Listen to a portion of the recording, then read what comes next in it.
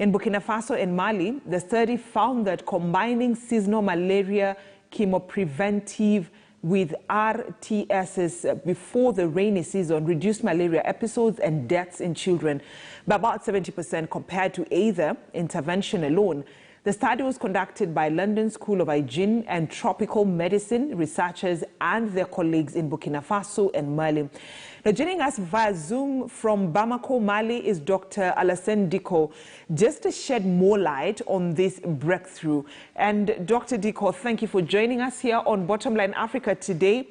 This is indeed a breakthrough for Africa, especially African countries that have reported high cases of malaria. Kindly take us through the journey, what it has taken for scientists to finally come up with something that looks promising when it comes to the fight against malaria. Thank you very much for having me. I think I want to say that the report that was just made before we start this interview, the report on the situation of malaria in Malawi, is about the same in our countries, in most of African countries, particularly Mali, Burkina, and all sub-Saharan Africa. So I just want to say that malaria is mainly an African disease. It's a disease because 94% of the cases are in sub-Saharan Africa. It is a disease that affects primarily children under 5. And as you mentioned, in collaboration with the London School of Hygiene and Tropical Medicine, Professor Brian Greenwood, who is our mentor, and who have initiated this project with us in Mali, and also our colleague in Burkina Faso, the team of Professor Jean Bosco Ouedraogo, we have thought that the malaria vaccine, RTSS, which is the only currently and available malaria vaccine, how we can better use it to reduce the burden of malaria. And one way to use it is to combine it with the intervention that already exists, and secondly, to give it at the beginning of the malaria transmission season. In fact, Dr. Dicko, yes. Allow me to cut you short. So does it mean that once this vaccine has been rolled out, a patient will have to take the vaccine and an anti-malaria drug? You cannot just use the vaccine alone as a way of preventing the spread of malaria. What we have done is that we have seen whether if you add RTSS vaccine to the current intervention, and one of the key interventions during the season is malaria chemoprevention, which will this reduce the hospital admission and death due to malaria. And as you mentioned, and our funding are more than anybody can expect, because we have found that if you do that, you will have a reduction in severe malaria, hospitalization due to malaria, and death due to malaria will be reduced by 70%, which is a huge reduction. All right. And right now, as the world is fighting the pandemic, coronavirus, which has caused a lot of havoc, we've seen production of the COVID-19 vaccine and several countries receiving this vaccine as donation from other countries through the COVAX program. Is that the same case you're likely to see with the malaria vaccine being given for free to other countries? Well, other donors have always supported the malaria control in Africa. And there is no reason to think that if this additional tool of which is the malaria vaccine, which we have shown can have a huge impact and can help to save millions of lives, there is no reason to think that those people who have always supported African countries for the fight against malaria will be there also to support the vaccine. This being said, there is also the effort on the part of the African countries to do their part in the fight against malaria, as they have. They are doing it with other diseases. All right. And Dr. Diko, let me just read what Professor Brian Greenwood from the LSHTM, and who's a member of the research team, had to say, because I need to pick your mind on his statement. This is what he said. The world has made great strides in tracking, actually in tackling, not tracking, but in tackling malaria.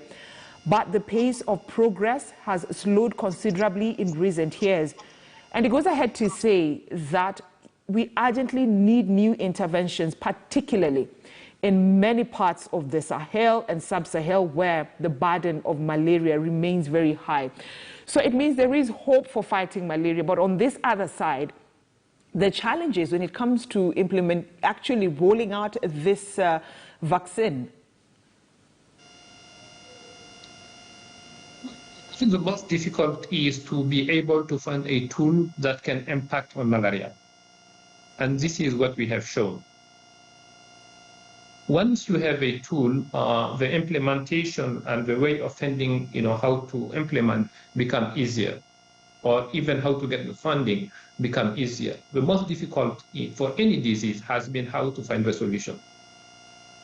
And what we have shown is that malaria vaccine can be an important additional tool that can really help to reduce substantially the burden of malaria in Africa. And this comes at a time where, as Professor Green would say, in many countries currently there is no reduction in incidence of the disease or death.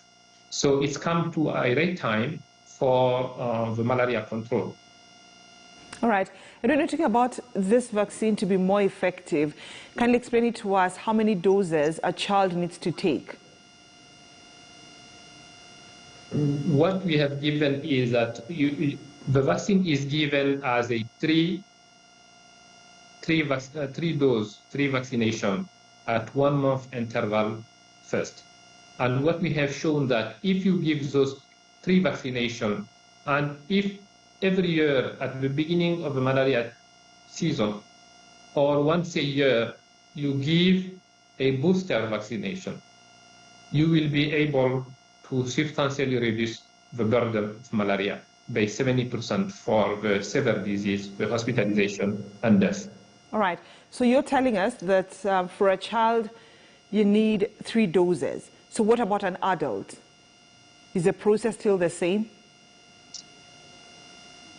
The vaccine is given according to the schedule. As this is why I was telling at the beginning that malaria is primarily a problem of children.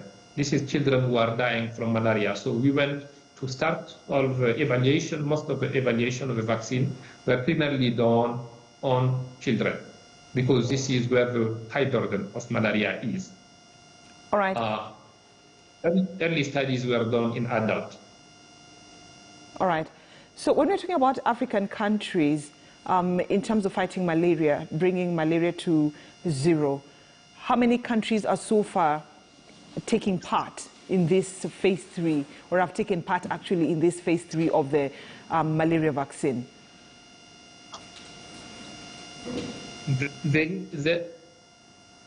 Our study on testing the RTS vaccine as a seasonal vaccination and combining it with the current important seasonal intervention, which is seasonal malaria chemoprevention, was conducted in Mali and in Burkina Faso.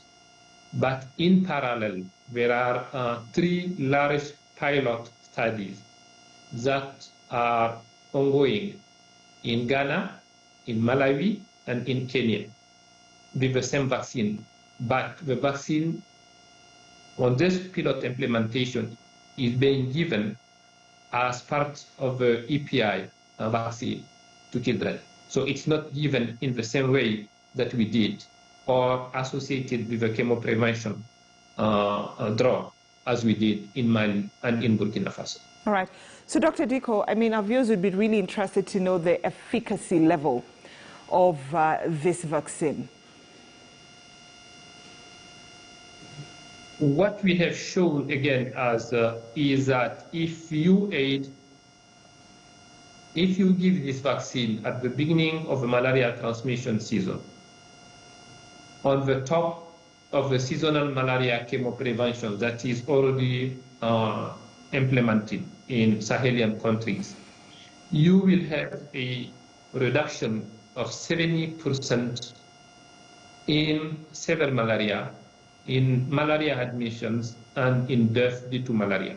You will have more than 60% reduction addition in number of malaria cases. Mm-hmm. Those are cases that are not severe.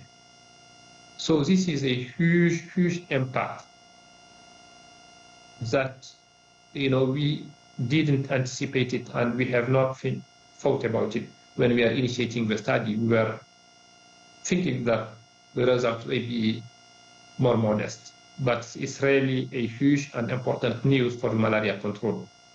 And it's good you've given us the breakdown of the efficacy level of that vaccine.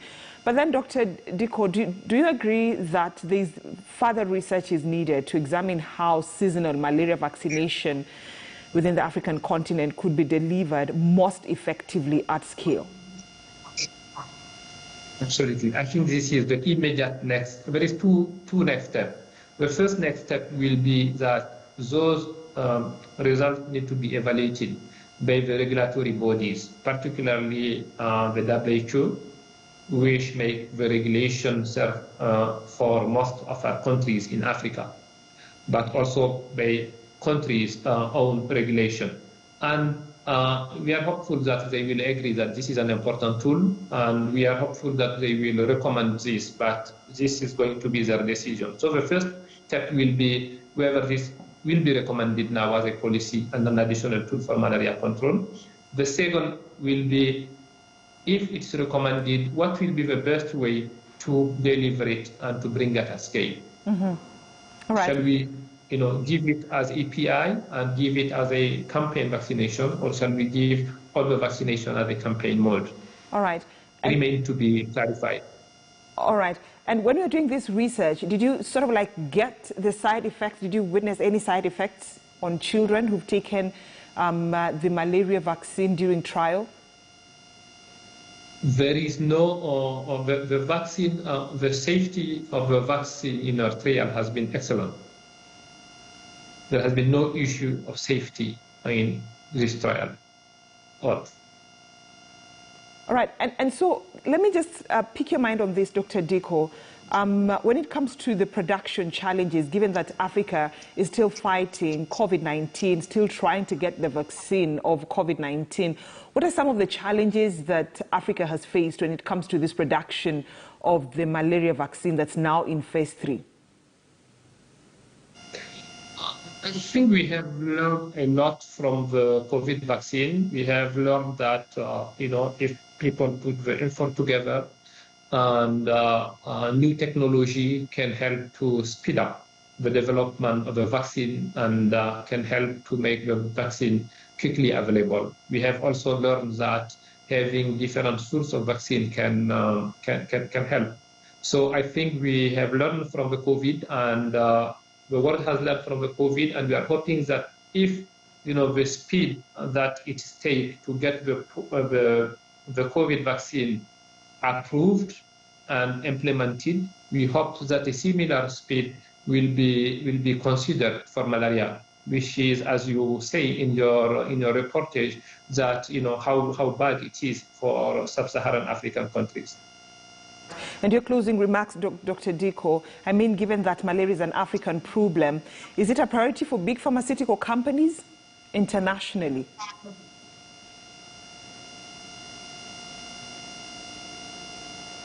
I'm sorry, can you say the question again? I'm saying, as we wind up this conversation in a minute, given that malaria is an African problem, the concern is malaria a priority in terms of production of the vaccine? Is it a priority for international pharmaceutical companies?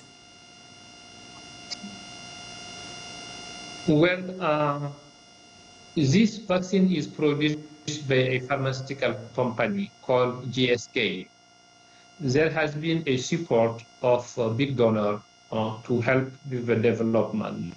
Particularly the Bill and Melinda Gates Foundation has supported a lot this. There has been donors who support the evaluation that we have done like MRC, the Medical Research Institute in UK. So yes, I think the company are doing, they're helping to get solution for African disease as well. Dr. Alassane Diko, thank you so much for talking to us here on Bottomline Africa today from Bamako, Mali, talking to us virtually about